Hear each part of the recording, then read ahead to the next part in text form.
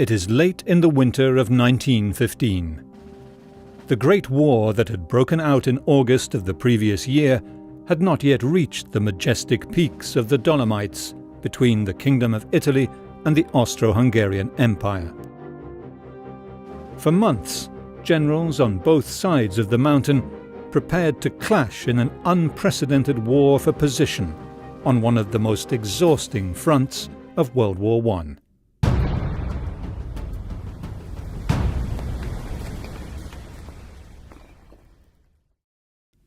Although the Italian government had declared itself neutral during the outbreak of hostilities, the Austrians suspected Italy would join in the conflict against them, as there was public support in Italy to fight the empires of Austria and Germany and support the nationalists in the Balkan states.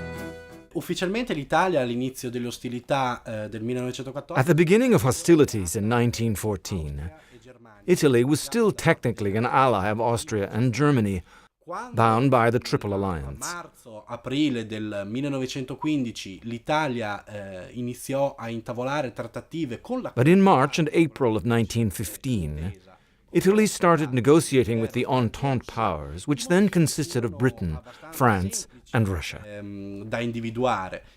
At the time of the outbreak of World War I, the border between Italy and the Austro-Hungarian Empire stretched from the shores of the Adriatic north of Venice to the Ortles chain on the border of Switzerland. Giacomo Bodlini is a historian who has extensively studied the Great War on the Italian-Austrian front. The unification of Italy was achieved at the expense of the Austro-Hungarian Empire. At that time, it was thought the Italian territories under Austrian rule should be controlled by Italy. The battles took soldiers to the tall peaks of the Alps, where mountaineers and villagers joined the fight.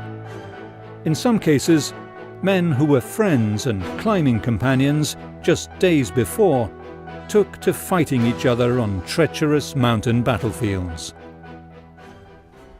Climbers and mountaineers from Austria, Germany, and England all relied on local guides and hunters to climb these mountains.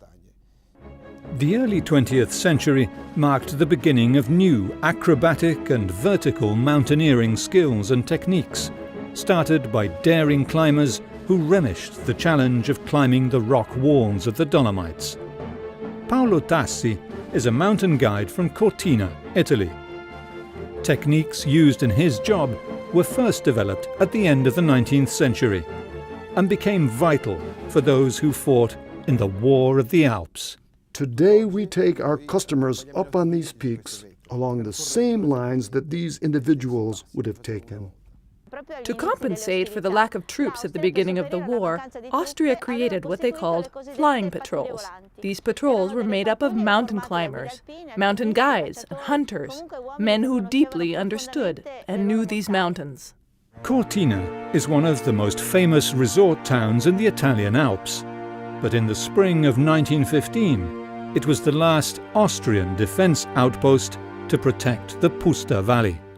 All'inizio del conflitto, sul fronte italiano, When the war began on the Italian front, well, the new Italian front, Austria-Hungary had committed a large portion of their troops to the Russian and Serbian fronts and had few troops available.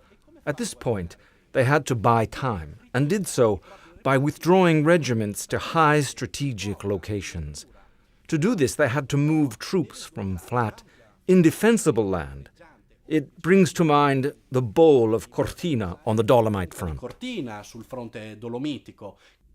Andy Hawkins and Julia Robertson are members of the British Durand Group, a military archaeology association.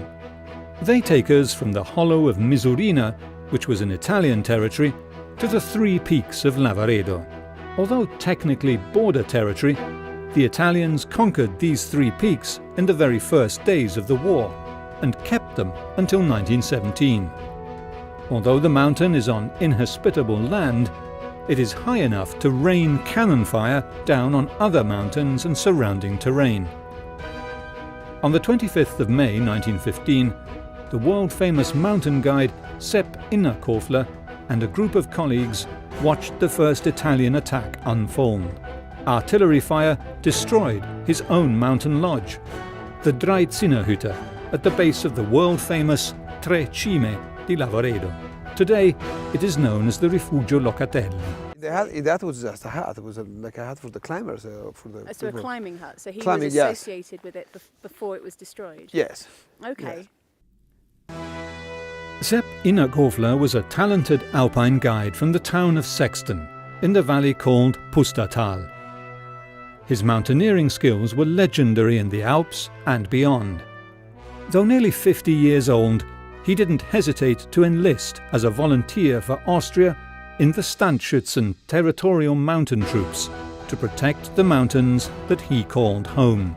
On May the 26th, armed only with rifles, Sepp Innerkofler and his fellow alpine troops occupied the peak of Monte Paterno during a vicious battle against Italian alpine soldiers for possession of the various fortifications along the bordering ridges. Innerkofler was an exceptional shot due to years of hunting and guiding experience. Although his unit was gaining ground, Austrian military leaders ordered Sepp and his troops to abandon the summit of Paterno. Sepp Innerkofler was furious with the decision. And in fact, soon after, the Italians promptly occupied it themselves.